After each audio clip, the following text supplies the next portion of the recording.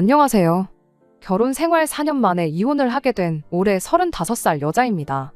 가족끼리 서로 돕는 것, 저는 그게 당연한 일이라고 생각합니다.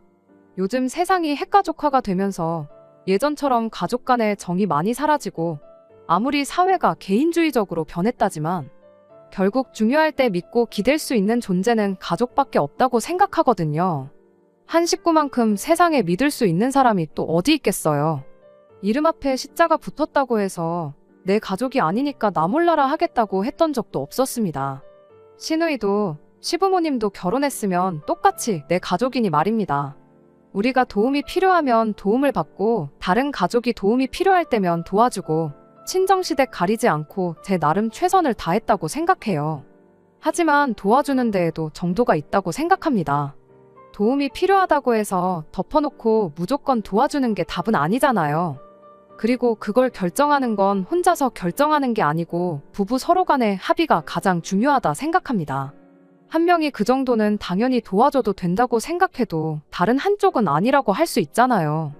그리고 어느 한쪽이 이건 아니다라고 한다면 적당한 선에서 타협을 하던가 그렇게까지는 해줄 수 없다고 거절도 할 줄 알아야 하는 것 아니겠나요? 그런데 남편은 자기 가족 일에 대해서만큼은 저를 고려하지 않고 자기 가족만 챙겨댔어요. 그렇게까지 자기 가족들만 소중한 사람을 내 가족이라고 곁에 두고 있으면 뭐 하겠나요? 결국 남편을 가족들 품으로 돌려주기로 결심하고 그렇게 이혼을 하게 되었습니다. 제가 대학을 졸업하고 곧바로 취직을 하지 못했어요. 전공을 살려서 일을 하고 싶었지만 취업이 생각처럼 쉽지 않아 정말 힘들었습니다. 결국엔 전공하고는 전혀 무관한 일을 하는 회사에 취직하게 되었죠. 이벤트 기획과 관련된 일이었는데 전공과는 무관할지라도 일 자체는 제 적성에 잘 맞더라고요. 처음에는 아예 아무것도 모르는 내가 이 업계에서 살아남을 수 있을까 하는 생각에 자신이 없었어요. 그래도 일을 계속 하다 보니 일이 어느 정도 저랑 잘 맞기도 해서 이왕 시작한 거 제대로 한번 해보자는 욕심이 생기더라고요. 저 말고 다른 직원들은 다 대학에서 배운 전공이 일과 어느 정도 연관이 있었는데 저는 그렇지 않았거든요.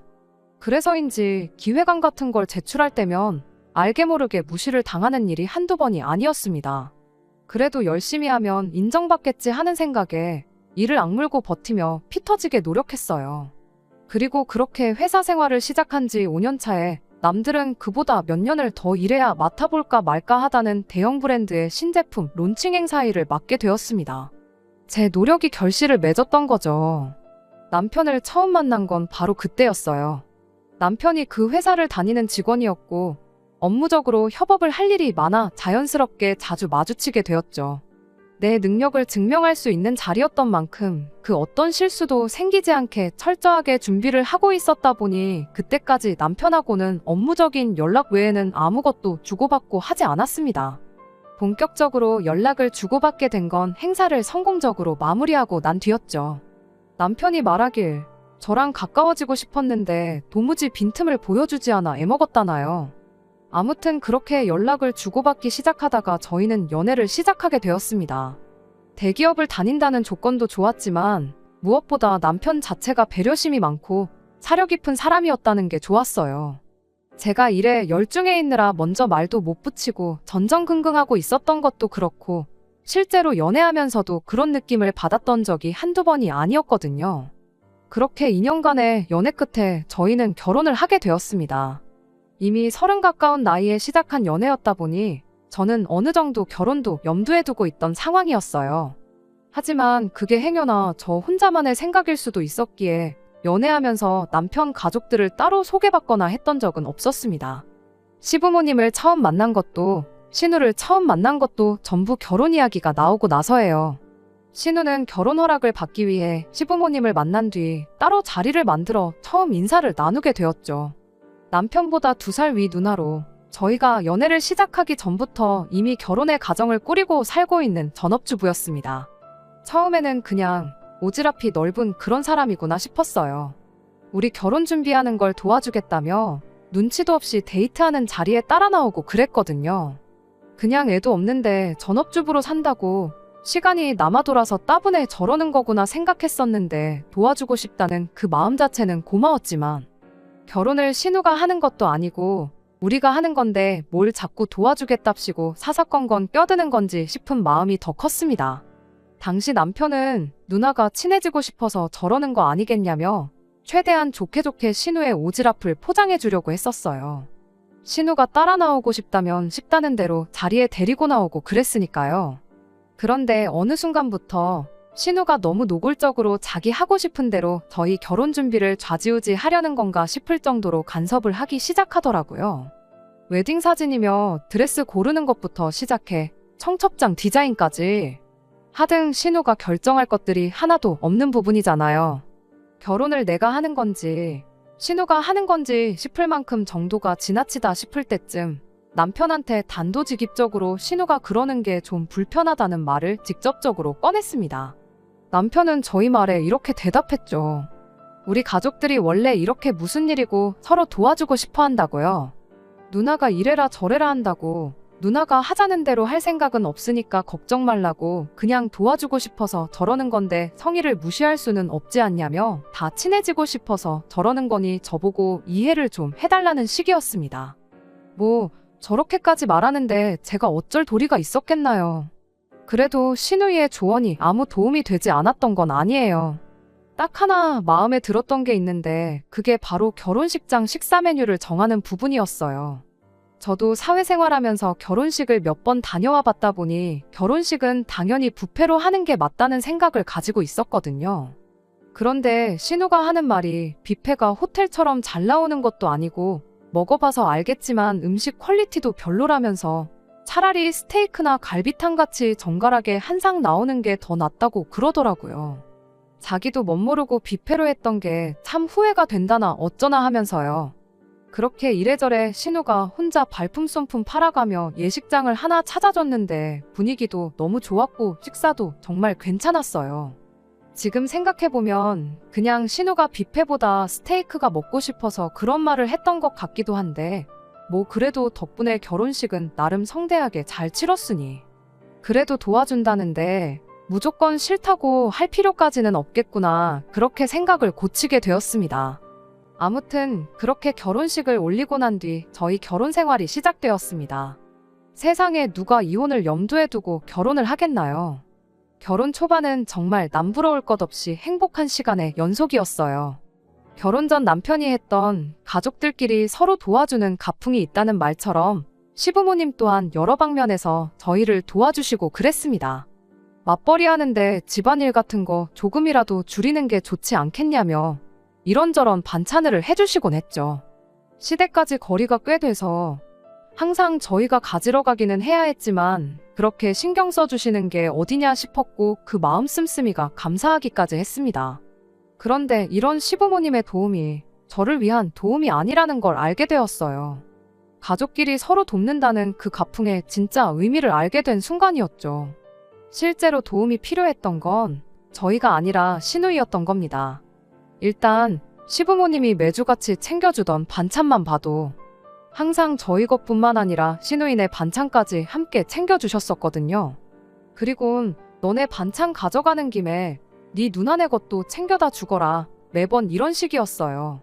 신우네가 시댁에 비해 저희 집에서 비교적 가까운 거리에 있었다 보니 가져다 주는 것 자체에는 아무 문제가 없었습니다. 진짜 문제는 항상 신우이네 반찬 양이 훨씬 더 많았다는 데 있었죠. 반찬통 크기만 해도 거의 2배 차이가 날 정도였거든요. 종류도 몇 가지나마 더 많았고 저희한테는 따로 안 챙겨주는 국 종류도 몇 개씩 있었어요. 종류나 양이 더 많고 적고 그 자체는 저희한테 큰 문제가 되지는 않았습니다. 어차피 저희 부부는 맞벌이 생활을 하다 보니 저녁도 밖에서 해결하는 경우가 더 많았거든요. 냉장고에 반찬만 많아봐야 집에서 거의 식사를 하지 않는데 그나마 챙겨주시는 적은 양의 반찬들도 제때 다 먹지도 못하고 버리는 일이 부지기수였어요. 그냥 저희들 맞벌이 한다고 집안일 좀 덜 하라고 챙겨주시던 그 마음이 감사했던 거지 반찬이 꼭 필요했던 건 아니었던 거죠. 한 번은 저희가 그 전주에 받은 반찬이 그대로 있어서 이번에는 반찬을 따로 받아오지 않아도 되는 상황이었습니다. 그런데 시어머니가 신우네 걸 가져다 줘야 하니 무조건 오라는 식으로 막무가내셨죠. 신우가 직접 가면 되는 거 아니냐 했더니 걔가 차가 있는 것도 아닌데 이 무거운 걸 어떻게 혼자 들고 가겠냐고 저한테 핀잔을 주셨죠. 그러니 저도 자연스럽게 생각이 바뀌게 되더라고요. 저희 먹으라고 반찬을 챙겨주시는 게 아니라 신우네 걸 챙겨주고 싶은데 신우가 차가 없으니 대신 배달을 시키는 게 아닐까 하는 식으로요. 신우네 주는 거에 비해 보잘것없는 반찬들은 그냥 시키긴 미안하니 심부름값 정도 챙겨주고 있다 생색내려고 그러는 건가 싶은 마음이었어요. 그건 그렇다 쳐도 더 이해할 수 없었던 건 신우이가 애가 있는 것도 아니고 그렇다고 저희처럼 맞벌이를 하는 것도 아닌데 왜 집 반찬을 항상 시어머니가 해주고 계시는 건가 하는 사실이었습니다. 단순히 요리를 못해서라고 한다고 하면 이해할 수 있겠지만 언제까지 시어머니한테 받아먹을 수도 없는 부분이고 신우도 전업주부 생활을 하기로 했으면 자기들 밥 정도는 자기가 알아서 챙겨야 한다는 생각이었거든요. 그래도 내가 너무 예민하게 받아들이고 있는 걸 수도 있겠다 싶어서 최대한 좋은 쪽으로 생각하려고 노력했습니다. 그런데 한 가지 사실을 알게 되면서 그 마음마저도 완전히 돌아서게 되었어요. 바로 남편이 이 반찬값을 저 모르게 따로 시어머니께 지불하고 있었다는 사실이었습니다. 그동안은 저 몰래 하고 있었나 본데 이제 저도 한 식구라 그런 건지 아니면 저는 안중에도 없었던 건지 하루는 제 앞에서 대놓고 남편한테 반찬값 이야기를 꺼내더군요. 이번 달 반찬값은 100만 원만 주면 돼 하고요. 순간 저는 귀를 의심했죠. 그래도 시어머니 있는 자리에서 따지고 들 수는 없어서 반찬 받아 신우네 집에 내려다 주는 길에 남편한테 대놓고 물어봤어요. 우리가 먹는 게 얼마나 된다고 반찬값을 100만 원이나 드리고 있냐고요. 남편은 그 질문에 그게 뭐가 문제냐는 것 마냥 자연스럽게 대답을 해주대요. 어디 이 반찬을 우리만 먹냐고 누나네도 먹지 않냐고 하면서 말이에요. 어머니가 반찬 만드느라 고생한 인건비까지 생각하면 오히려 너무 조금 들여서 마음이 안 좋다나 어쩐다나 당당하게 말을 하는데 솔직히 100번 양보해서 시어머니께 용돈을 드린다 생각하면 그 정도 드릴 수도 있다 이해할 수 있어요. 차라리 그렇게 말을 했으면 그동안 몰랐던 내용이지만 이해는 한다고 허나 시댁에만 용돈을 드릴 수는 없으니 친정부모님도 조금 드리겠다 말하고 말았을 이야기였겠죠. 그런데 당당하게 신우네 반찬값도 내주고 있다고 이야기를 하니 짚고 넘어가지 않을 수가 없었습니다. 시어머니가 이번 달은 100만 원만 주면 된다고 했던 말도 그동안은 100만 원 이상을 드리고 있었다는 말이나 마찬가지인 발언이잖아요. 여태까지 돈 들인 게 얼마인지 확인하자는 건 아니었지만 그래도 짚고 넘어갈 건 확실하게 짚고 넘어가야겠다는 생각이었죠. 그래서 남편한테 어머님이 고생하시는 건 맞는 말이지만 신우이네 반찬값은 신우이가 내야 하는 거 아니냐고 그렇게 따져 물었습니다. 그런데 남편은 마치 뭘 이런 사소한 걸 따지고 있냐는 듯한 표정으로 저를 쳐다보면서 대답을 하더군요. 누나나 나나 똑같은 자식인데 그런 게 뭐가 그렇게 중요하냐고요. 누나네는 외벌이인데 그렇게라도 반찬값 줄여서 생활비 부담 덜어주는 것도 좋은 거 아니냐대요. 그 순간 그동안 의문으로만 가지고 있던 것들이 머릿속에서 마치 퍼즐처럼 맞춰졌습니다. 신우가 집에서 딱히 하는 것도 없으면서 시어머니한테 반찬을 받았던 이유가 실은 반찬을 직접 해먹을 필요가 없었기 때문이라는 사실을요. 직접 해먹으면 해먹는 대로 돈을 더 쓰게 되는 꼴이니 그렇게 매주마다 시어머니한테 반찬을 받아다 먹고 있었던 겁니다. 그래서 남편한테 다시 따져 물었어요. 신우가 생활비 아끼는 것도 다 알겠고 그런데 심해부 외벌이로 돈이 부족하면 신우가 집에서 저렇게 일 안 하고 놀 게 아니고 알바라도 구해서 생활비를 보태는 게 맞지 않냐고. 안 그래도 우리 회사에 행사 있으면 진행요원 같은 거 당일치기 아르바이트식으로 많이 구하는데 그런 자리라도 소개해줄까 물었죠.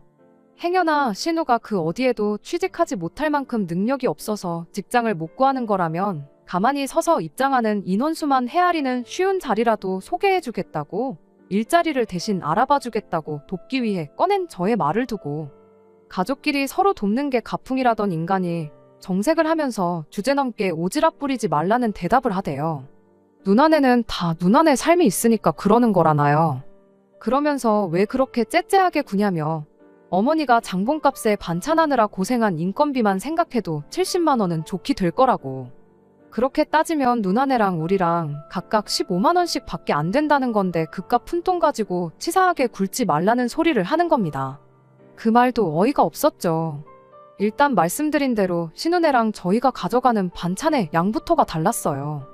누가 봐도 신우네가 저희보다 훨씬 더 많이 가져가는 상황에 그걸 15만 원씩 냈다 치자고 절반으로 가르는 것부터가 어이가 없었죠. 그리고 반찬값을 지불한다면 당연히 그 돈에 재료비인 장본값도 포함돼야 하는 거 아니겠나요? 전문적으로 반찬만 파는 가게도 그렇게 장사는 안 할 거예요. 그렇게 조목조목 따져 물었더니 남편이 할 말이 없는지 대번에 말을 바꾸대요.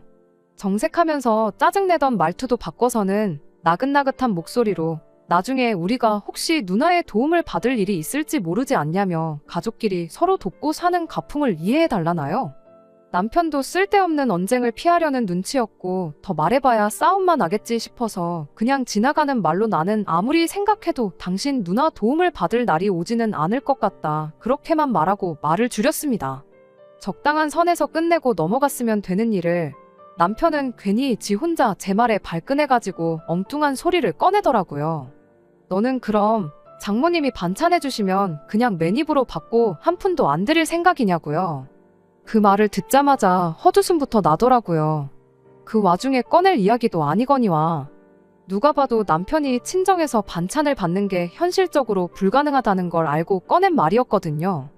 누가 들으면 너도 친정에서 반찬 받아오고 똑같이 돈을 들여라 하는 말처럼 들리겠지만 저희 친정이 지방에 있어서 반찬 받으러 주마다 왔다 갔다 못하는 걸 알고 꺼낸 말이라는 게 다 티가 났어요. 그쯤 되니까 저도 악이 생기더라고요. 이 사람이 해보자는 건가 싶기도 하고 그래서 당연히 드려야지 하고 말을 줄였어요. 제가 더 말을 안 하니 뭐 엄청난 언변으로 저를 논파했다고 생각한 건지 차 안에서 의기양양해서 있는데 어디 두고 보자 싶었습니다. 누군가 그랬거든요. 잘못을 제일 쉽게 깨우쳐 줄 수 있는 방법은 바로 거울치료라고요. 저도 남편한테 똑같이 해줄 작정이었어요. 그날 집에 와서 바로 친정에 전화해서 반찬 좀 몇 가지만 대충 만들어서 보내달라고 연락을 드렸죠. 신우네가 가져간 만큼 무지막지한 양을 해달라고 할 건 아니었지만 돈은 똑같이 100만 원을 드릴 예정이었습니다. 제 아래로 동생이 있고 동생도 회사 때문에 혼자 떨어져 나와 자취하고 있는데 그 동생한테 훨씬 더 많은 반찬이 갔다고 대충 둘러댈 생각이었죠. 괜히 부부싸움한 거 티내고 싶지는 않아서 친정어머니께는 그냥 오랜만에 엄마가 해준 반찬이 먹고 싶어서 연락을 드린 거라고 했어요. 제 의도와는 다르게 친정어머니는 그걸 심각하게 받아들이셨던 게 문제라면 문제였지요. 생전 자취하던 시절부터 엄마한테 반찬 한번 해달라고 했던 적 없던 딸이 집밥이 그립다며 반찬을 보내달라고 거의 10년 만에 처음 부탁을 해왔는데 저희 어머니 딴에는 얼마나 신경이 쓰이셨겠나요. 그 부분을 제가 생각 못했던 거죠. 차라리 사실대로 말씀드렸으면 싶을 만큼 친정어머니께서 정말 5만 가지 반찬을 해서 보내주시게 되었던 겁니다. 친정어머니가 그만큼 많은 반찬을 하셨다는 것도 어머니가 택배를 보내고 나서야 알게 되었어요. 그때가 여름 한참 때였거든요. 아무리 냉장 포장을 꼼꼼하게 하셨다고 해도 거리가 있다 보니 운송 중에 시간이 꽤 걸리기도 하고 배달 중 차 안에서 음식끼리 흔들리고 서로 부딪혀서 상하는 경우도 많다고 하잖아요. 친정어머니가 우체국에 갔는데 당일 특급 서비스 같은 게 있는지 모르고 늦게 찾아가는 바람에 안 그래도 급하게 받아야 할 택배를 늦게 받게 되었던 거예요. 친정어머니는 이거 어떡하냐고 번거롭게 해서 미안하다고 저한테 전화를 주셨던 거고요. 저희가 맞벌이다 보니 한참 택배가 올 시간에 집에 아무도 없는 걸 아셔서 걱정이 돼서 전화를 주셨던 겁니다. 어찌어찌 택배가 일찍 도착한다 쳐도 택배가 집 앞에 도착할 시점에 못해도 반나절 정도 무더운 날씨에 그 반찬들이 밖에서 방치될 수도 있는 상황이 돼버린 거죠. 아무리 제가 남편에게 거울 치료를 해주겠다고 골려줄 생각에 부탁드린 반찬일지라 해도 어머니가 그렇게 고생하셔서 그 무거운 걸 혼자 포장까지 하고 택배까지 보내주셨는데 그걸 받자마자 못 먹게 만들 수는 없는 노릇이잖아요. 그러다 문득 남편이 저한테 했던 말이 떠올랐지요. 이렇게 베풀다 보면 언젠가 누나 도움을 받을 날이 있지 않겠냐고 했던 바로 그 말이요. 지금이 딱 그때구나 싶었어요. 신우야, 뭐 집에서 놀고 먹는 게 일인데 택배 하나 대신 받아주는 거야 어려운 일도 아니지 않겠나요? 지금까지 저 몰래 내 남편 돈으로 반찬들을 편하게 받아 먹었는데 그 정도 부탁은 부탁축에도 못 낀다고 생각했죠. 그래서 남편한테 신우한테 연락해서 내일 정오쯤에 우리 집에 와서 친정에서 보내준 택배 좀 받아달라고 부탁해달라고 말했어요. 그런데 남편이 또 저한테 정색을 하면서 우리 누나가 무슨 네 심부름꾼이라도 되는 줄 아냐며 짜증을 내는 겁니다. 이 말을 듣는 순간 진짜 어이가 없어서 웃음조차 나오지가 않더라고요. 남편한테 제가 바로 따져 물었죠. 가족끼리 서로 돕는 거라고 하지 않았냐고요. 언젠가 신우 도움을 받을 일이 있을 수도 있으니 그렇게 베푸는 걸 아까워하지 말라고 하지 않았느냐고 따졌죠. 지금이 내가 신우 도움이 필요한 그때라고 헛소리 말고 당장 전화해서 부탁하라고 그렇게 이야기를 했는데 남편이 그건 도움이 아니잖아 하면서 제 말을 딱 잘라버리대요. 가족끼리 서로 돕는다고 했던 건 맞지만 그건 돕는다고 볼 수 없는 일이래요. 그러면서 말도 안 되는 소리를 얘라고 들더군요. 내가 처제, 그러니까 제 동생을 우리 집에 불러다가 청소 빨래나 설거지 같은 거 시키면 네 기분은 좋겠냐고요. 제가 신우한테 부탁하려는 게 그런 거랑 마찬가지랍니다. 그런 사소한 걸 시켰다가 누나 기분이라도 상하면 어쩌려고 그러냐는 거죠. 정말 기가 막히고 코가 막혀서 채 타고 혀를 찰 수도 없었습니다. 그럼 당신이 신우네 반찬값 100만 원씩 내주는 건 도와주는 거고 택배 좀 받아달라는 건 심부름이냐고. 도움이라는 게 사소한 일이나 큰 일이나 마찬가지인 거지. 돈 얼마 썼다고 생색낼 수 있어야 큰 도움이고 별거 아닌 도움은 심부름이라고 말하고 싶은 거냐고 한마디 따졌죠. 하지만 남편은 끝까지 그건 해주는 사람의 기분에 따라 다른 거라며 절대로 안 될 일이다 단호하게 나왔어요. 끝내 신우한테는 물어보는 신용조차 하지 않더군요. 그럼 저도 이제 더 이상 참고만 있지는 말아야겠다는 생각이 들었습니다. 네가 이렇게 나온다면 나도 똑같이 치사하게 나가야겠다는 생각뿐이었죠. 택배도 제가 직접 받기로 했어요. 회사에는 사정을 설명하고 조금 일은 퇴근을 했죠. 오히려 회사에서 뭐 그런 걸 가지고 반차까지 쓰냐며 그냥 다녀오라고 시간까지 비워주대요. 누가 남이고 누가 가족인지 정말 어이가 없었습니다. 그래도 할 일은 마치고 가야 했다 보니 제가 집에 도착했을 때 이미 택배는 도착해 있었어요. 다행히 냉장 포장을 워낙 꼼꼼하게 해주셔서 반찬들에는 아무 문제도 없었고 오랜만에 엄마 손맛도 느낄 수 있었네요. 그 와중에도 친정어머니는 이런 상황도 모르고 사위 입맛에도 맞게 만들어준다고 달달 짭조름하게 평소 하던 대로 해주셔도 되는 반찬들 몇 가지를 죄다 고추장 넣고 빨갛게 해다 주셨더라고요. 그걸 보니 참 오만 가지 생각이 다 들었습니다. 멀리 떨어져 사는 친정 부모님은 이토록 남편까지 신경 써주시는데 3, 40분 거리에 모여 사는 시자들은 지들만 챙기지 나는 안중에도 없구나 하는 생각이요. 하지만 안 좋은 생각을 계속해서 뭐 하겠어요. 이런 사소한 일로 서운하다고 싸우고 그러는 게 제 인생에 있어서 무슨 소용이나 있겠나 싶었죠. 이미 2년 가까운 세월을 나 모르게 시어머니 용돈에 신우 반찬값까지 퍼주고 있었다는 사실만 두고 봐도 이미 남편이 먼저 부부간의 신뢰를 저버린 거나 마찬가지인 상황인데 이때 끝장을 봤어야 했던 걸 그냥 좋게 좋게 시어머니 용돈 드린 걸로 치자. 그리고 시어머니가 그 용돈으로 당신 안 쓰고 외벌이하는 딸을 챙겨주신 거라 생각하자고 그렇게 쉽게 넘어갔던 게 저희 불찰이었습니다. 친정집에 대한 이중적인 태도를 보인 것, 몰래 시댁에 돈 퍼주는 것만 해도 이미 충분히 부부간의 신뢰를 저버리고 이혼 사유가 된다는 걸 알았음에도 네 돈으로 네 가족 챙기는데 내가 뭔 상관이냐 넘어가고 나도 그냥 이제부터 내 가족이나 챙기련다 하고 똑같이 나온 게 문제였지요.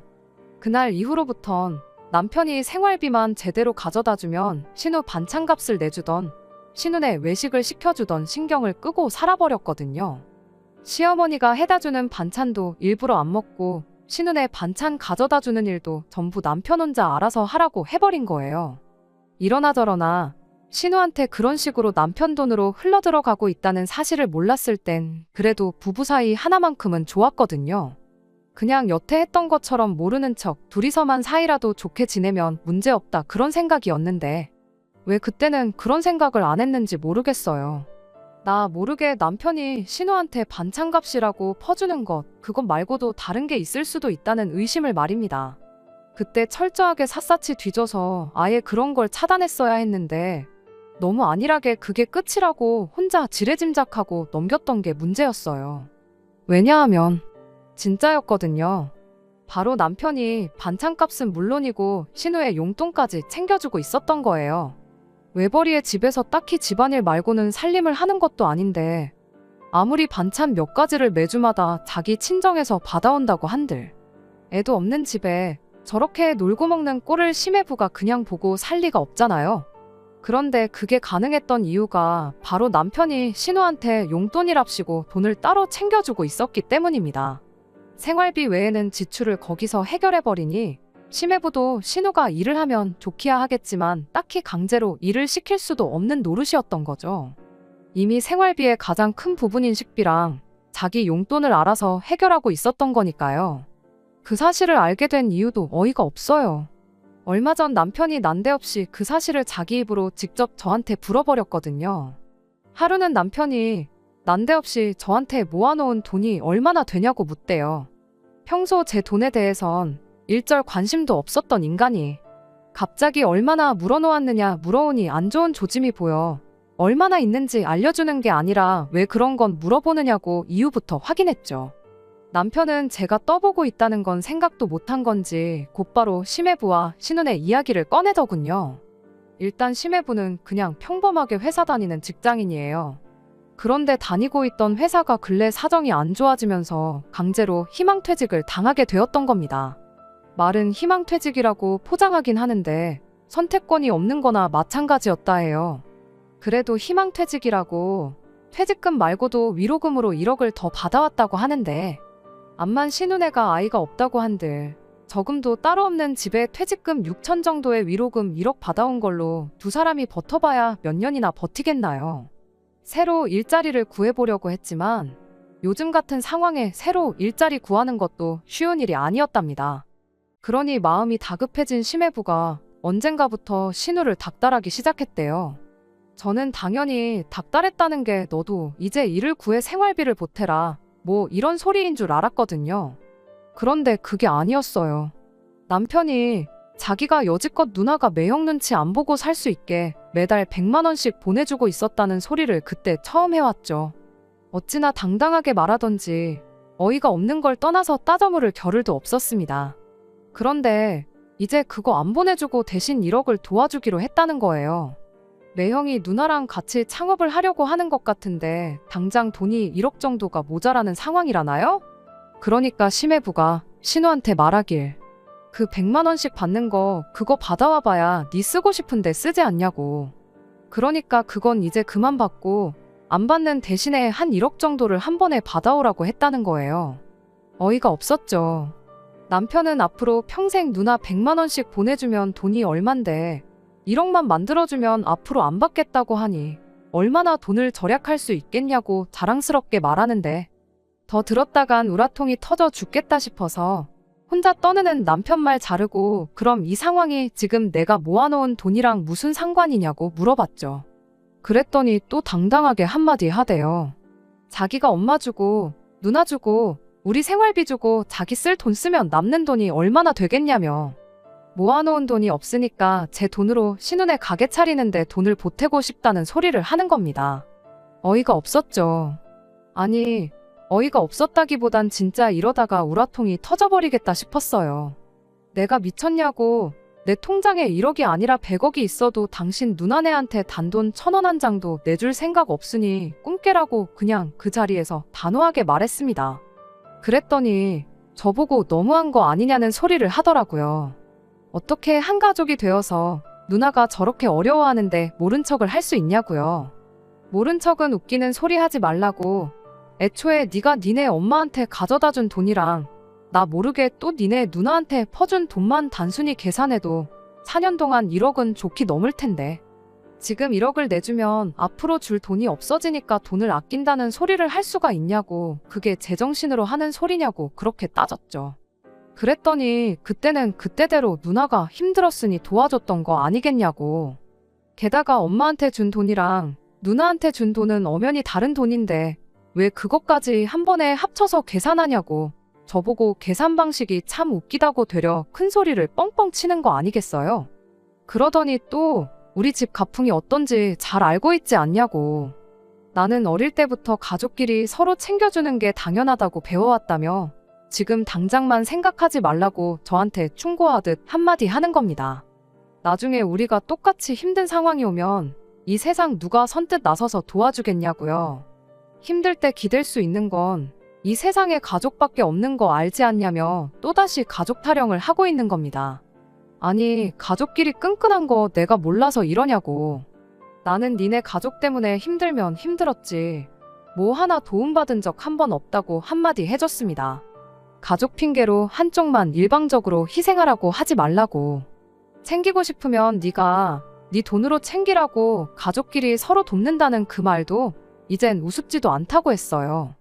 너한테 가족이란 이름 앞에 시자 붙어있는 네 가족뿐이지 않냐 한마디 했습니다.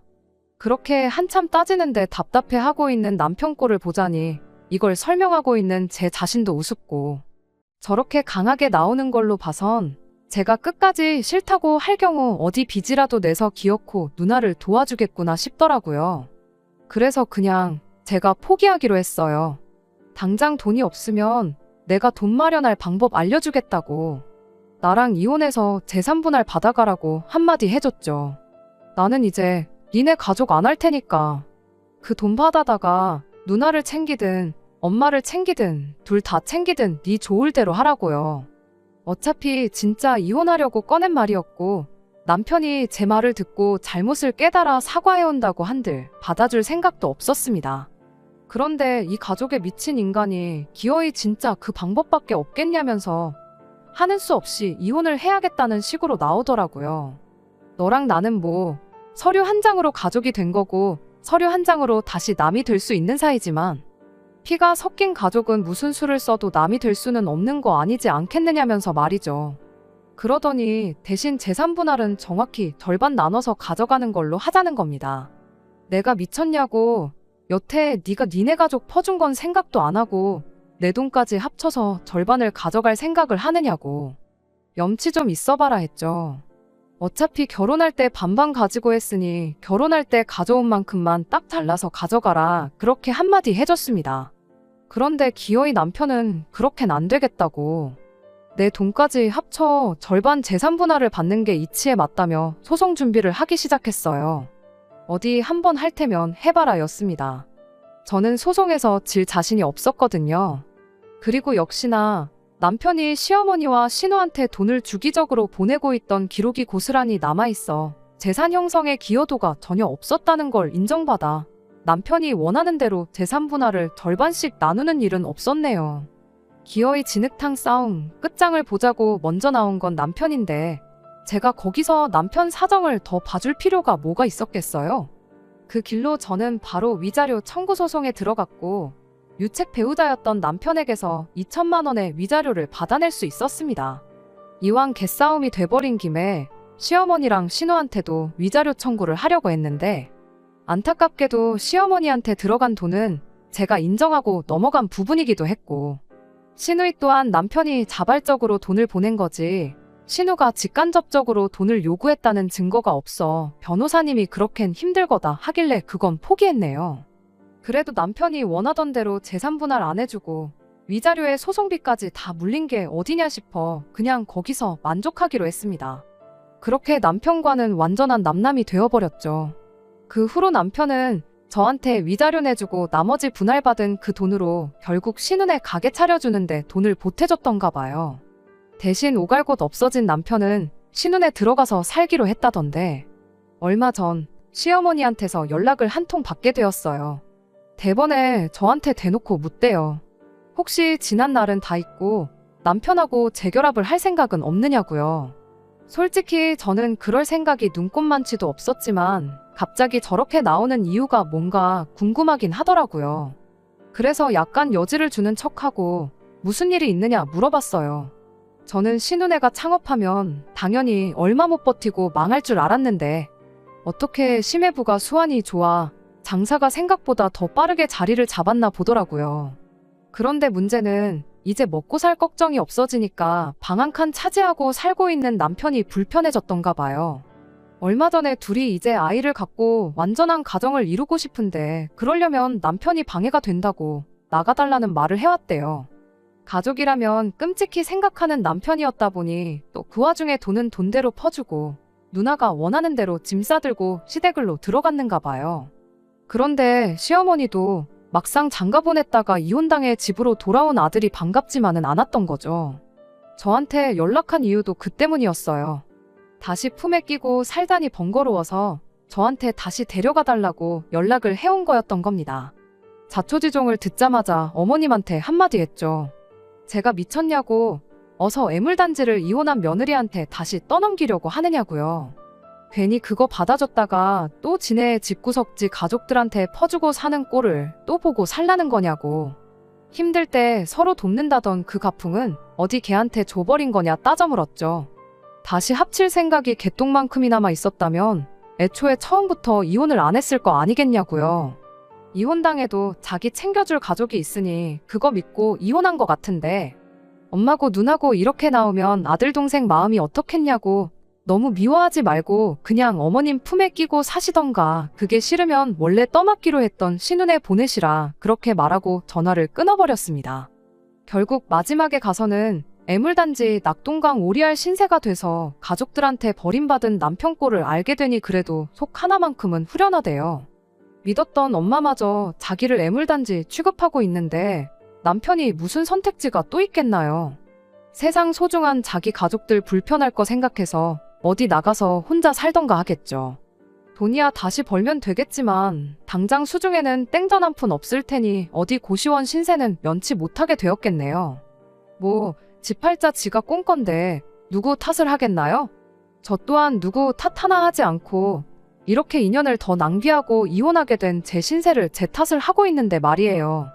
그래도 가족만 오매불망 바라보던 남편의 말로가 저렇다니 그거 하나만큼은 정말 제 속을 후련하게 만들어줬어요. 여지껏 소갈이 해온 거 조금이나마 위안이 될 만큼 말입니다. 결혼하고 나서도 가족들을 잘 챙기고 싶은 사람들이 있다면 제 이야기를 잘 들어주셨으면 좋겠어요. 양쪽에 똑같이 잘할 거 아니면 애초에 그 어디도 챙기지 말라고요. 결혼은 두 사람이 만나 한 가정을 이루는 거잖아요. 물론 부모 형제가 남이 되는 건 아니지만 진짜 지켜야 할 건 새로 이룬 내 가정이라는 사실을 염두에 줬으면 좋겠습니다. 진정 가족을 위하는 사람이라면 내 가정부터 지킬 줄 아는 사람이 되었으면 해요. 그럼 저는 여기까지만 하고 저희 사연을 줄이도록 하겠습니다. 끝까지 들어주셔서 감사합니다. 오늘의 사연은 여기까지입니다. 구독과 좋아요, 알람 설정 부탁드리고 더 좋은 사연으로 다시 찾아뵙겠습니다. 감사합니다.